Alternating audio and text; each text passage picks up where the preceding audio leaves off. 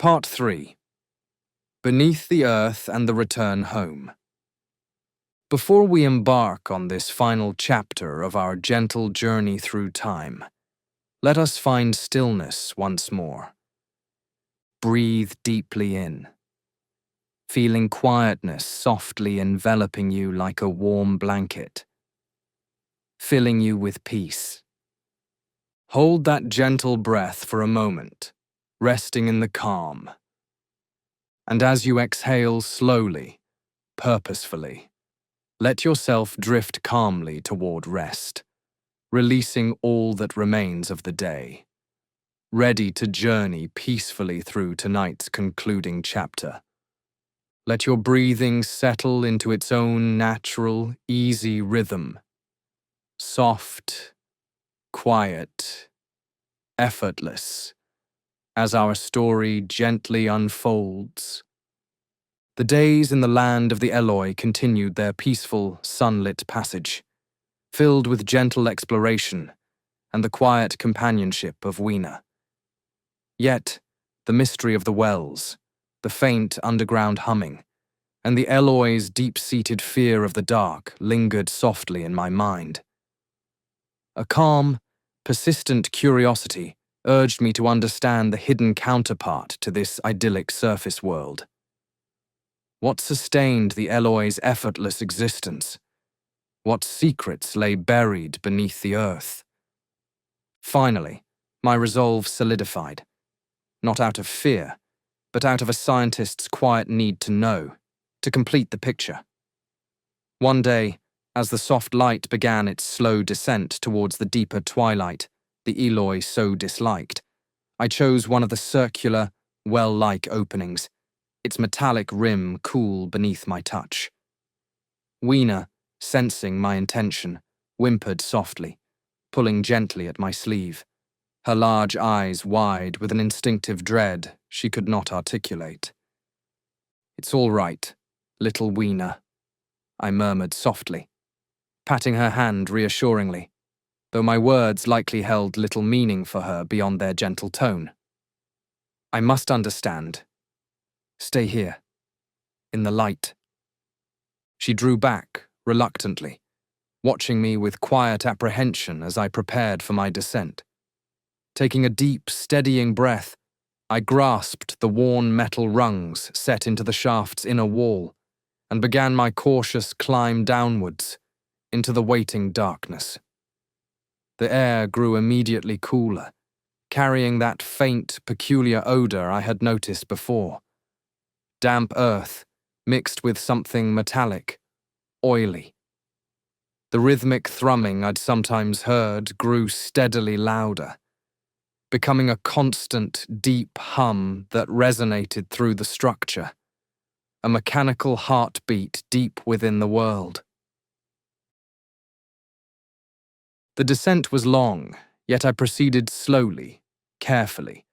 Gradually, a faint luminescence began to filter up from below, a dim, phosphorescent glow that softly illuminated the way. Reaching the bottom, I stepped onto a smooth, cool floor within a vast subterranean cavern. My eyes slowly adjusted to the dimness, revealing a world utterly unlike the sunlit gardens above. Great, intricate machines, their forms softened by the dim light, filled the cavernous space. Their metallic surfaces gleamed faintly, and parts moved with a steady, rhythmic persistence, emitting the deep hum that filled the air. It was clearly a place of industry, of tireless mechanical labor. Ducts and pipes snaked across the vaulted ceiling, and walkways stretched into the deeper shadows. And then I saw them, the inhabitants of this underworld, the Morlocks. They moved softly through the dim light, their pale forms spectral in the gloom. Smaller than the Eloi, with dull white skin and large greyish-red eyes that seemed to reflect the faint light, they appeared strangely fragile, adapted entirely to this world without sun. They wore simple, perhaps functional coverings, and moved with a quiet purposefulness amongst the humming machinery.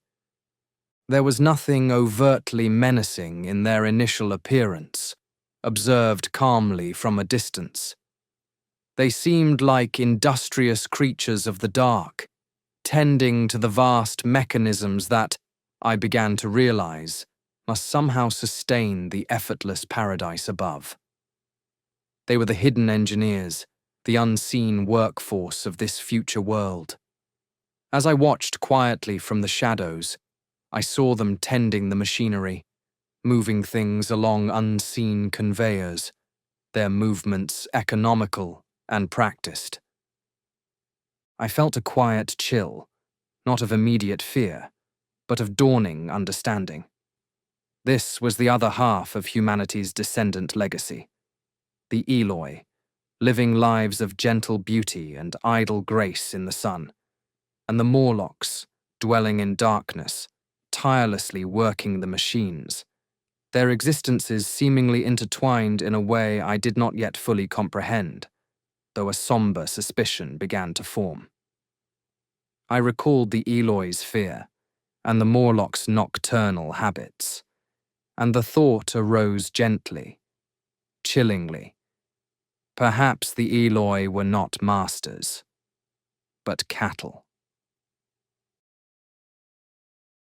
Keeping carefully to the shadows, my curiosity guided me deeper into their subterranean world. I moved with utmost quietness, observing their routines. On a large table, illuminated by the strange phosphorescence, I saw what looked like prepared food, different from the fruits above. It confirmed my quiet deduction. The Morlocks did not ascend for sustenance. As I watched, one Morlock, perhaps sensing my unfamiliar presence or catching a flicker of movement, turned its large, pale eyes towards me. It emitted a soft, guttural click, and others nearby paused in their tasks, turning their unblinking gazes in my direction. There was no sudden rush, no immediate aggression, but a growing, cautious awareness of an intruder. They seemed sensitive to light. Even the dim glow appeared uncomfortable for them. Realizing my observation was over, I began a calm, deliberate retreat back towards the shaft I had descended. I did not run in panic, but moved steadily, keeping my face towards the gathering Morlocks, whose soft movements in the dimness were unsettling in their coordinated quietness. They followed hesitantly at first, their large eyes blinking against the slightly brighter light near the shaft's base. Reaching the rungs, I began my ascent, climbing back towards the world of air and soft twilight. The Morlocks did not pursue me up the shaft, seeming reluctant to leave their familiar darkness. Emerging back into the gentle evening air, I breathed deeply.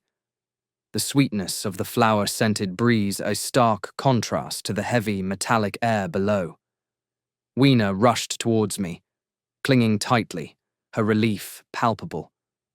Looking back at the dark opening, I felt a profound sense of quiet melancholy. The beautiful, simple world of the Eloi was built upon a hidden, darker foundation. Understanding the Morlocks' nocturnal nature and their likely relationship with the Eloi filled me with a new sense of quiet urgency, primarily for Weena's safety. I knew we could not simply remain in the open, vulnerable to the darkness. Seeking a more defensible refuge, I led Weena towards a nearby forested area on higher ground as the last traces of twilight faded completely. Within the woods, under the dense canopy, the darkness felt profound. The Morlocks, I suspected, would be emboldened here, away from the open starlight. I began gathering dry twigs and branches, not just for defense, but for the comforting presence of light and warmth. Weena, understanding my purpose, helped quietly, her small hands gathering leaves. Soon, I had a small fire crackling cheerfully, casting a warm, protective circle of flickering orange light around us, pushing back the deep shadows. The warmth felt reassuring against the cool night air. We sat close together by the fire's gentle glow. I felt a deep, protective instinct towards the small, trusting creature beside me. The firelight danced on her delicate features as she drowsed, leaning against my side. For a time, there was only the soft crackling of the flames and the gentle sounds of the night forest. But eventually, we were not alone. Soft rustlings in the undergrowth beyond the firelight signaled the Morlock's approach. Pale shapes flickered at the edge of the light, their large eyes glowing faintly like embers. They seemed hesitant, drawn by curiosity perhaps, but wary of the flames. They moved with a soft, almost silent tread, circling us just beyond the reach of the fire's direct light. My priority was to keep Weena safe and reach the time machine. Holding her close, I carefully added more fuel to the fire, hoping its brightness would deter them. However, in the close confines of the forest, sparks caught on the dry leaf litter nearby. With alarming speed, fanned by a sudden night breeze, flames began to lick upwards, spreading through the dry undergrowth. The woods around us began to burn. The air grew thick with smoke, and the heat intensified. The Morlocks, panicked by the spreading flames and the intense light, scattered in confusion, their soft clicks turning shrill. Through the swirling smoke and dancing shadows, I tried to guide Weena towards safety, away from the growing blaze and the disoriented Morlocks. My focus was entirely on shielding her, moving carefully through the warm, hazy chaos. In the confusion, the smoke, the flickering, disorienting light, and the frantic, shadowy movements of the fleeing Morlocks, Weena stumbled. I reached for her, but she slipped from my grasp. For a moment, she was lost in the swirling haze and the moving shapes. I called her name softly, urgently, searching frantically in the immediate vicinity, peering through the stinging smoke. But the fire was spreading rapidly, and the Morlocks, though fleeing the main blaze, were still moving chaotically in the shadows. I could not find her. A deep, quiet wave of sorrow washed over me, profound and heavy. She was gone, vanished into the fiery confusion of that terrible night. There was nothing more I could do but save myself, carrying the memory of her gentle presence and the small wilted flowers she had tucked into my pocket. With a heavy heart, focusing only on survival now, I pushed through the burning woods, the warmth intense on my back, until I finally emerged into the cooler air of the open hillside near where I had left my time machine.